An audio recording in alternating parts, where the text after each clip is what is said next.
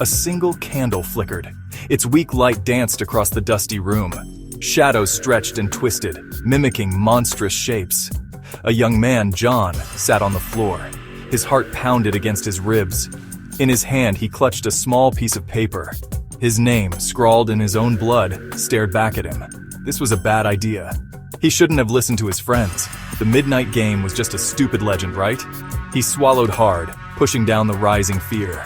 It was too late to turn back now. John slowly stood up. The floorboards creaked under his weight. Each sound sent a fresh wave of terror through him. He walked towards the front door, his bare feet silent on the wood. Holding his breath, he carefully taped the paper to the door. The single candle sputtered, plunging the room into momentary darkness. John's blood ran cold.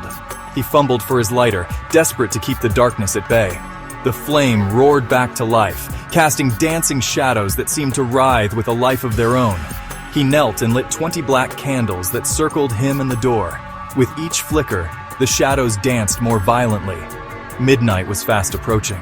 His heart pounded in his ears. The air grew thick with anticipation. John closed his eyes, whispering a silent prayer to any force that might be listening. He wasn't sure if he was ready for what came next. The grandfather clock in the hall chimed 12 times. Each clang sent a shiver down John's spine. He flinched at every sound, his eyes darting around the room. The shadows seemed to be closing in. Something was different. The air felt charged, heavy with unseen energy. He could feel sweat prickling at his skin. Fear, primal and suffocating, threatened to consume him. He held his breath, listening. The silence was broken by a soft scratching sound at the door. It was low at first, barely audible, but it grew louder, more insistent. John's eyes darted to the door, his blood turning to ice. His breath hitched in his throat. He could feel his pulse throbbing in his temples. The scratching became a scraping, like claws on wood. Panic welled up inside him, threatening to burst. The door creaked open slowly. A cold gust of wind swept into the room, extinguishing several candles. The room was plunged into near darkness, the remaining flames casting long, dancing shadows. John gasped, scrambling back. He pressed himself against the wall, his eyes wide with terror. He could feel his heart pounding against his ribs. He held his breath, praying that whatever was out there couldn't hear him. A whisper, barely audible, but undeniably there. It slithered through the darkness, sending chills down John's spine. He couldn't make out the words, but the voice was chillingly cold, devoid of any warmth or humanity. It spoke of darkness, of despair, of things that should never be named.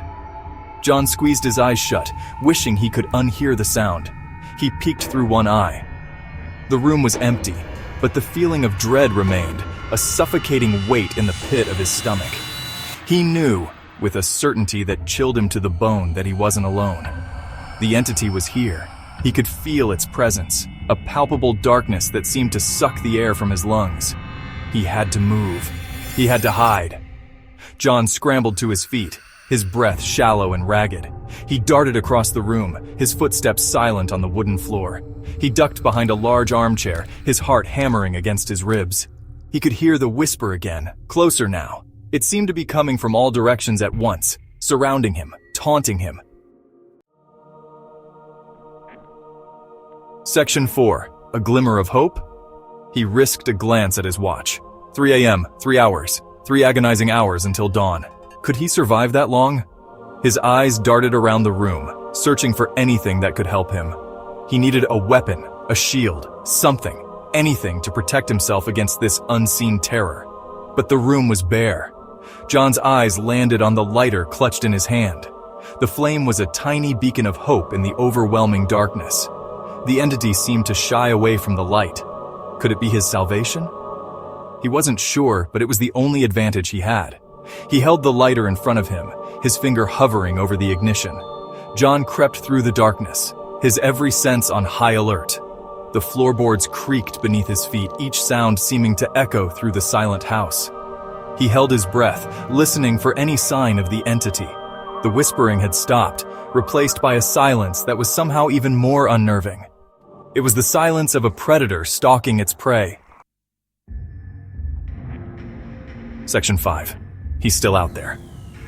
The first rays of dawn pierced through the cracks in the curtains, casting long shadows across the room.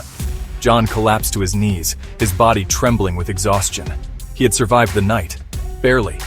The air felt lighter now, the oppressive darkness lifting with the rising sun. But the fear lingered, a cold knot in his stomach. He knew with a chilling certainty that the entity was still out there, waiting. He had escaped its clutches this time, but he was forever marked. The memory of that night, of the whispering darkness and the unseen terror, would haunt him forever. He had invited something truly evil into his home, and it would never truly be gone. A whisper echoed in the silence, barely audible but filled with malice. He's still out there, waiting to be summoned again.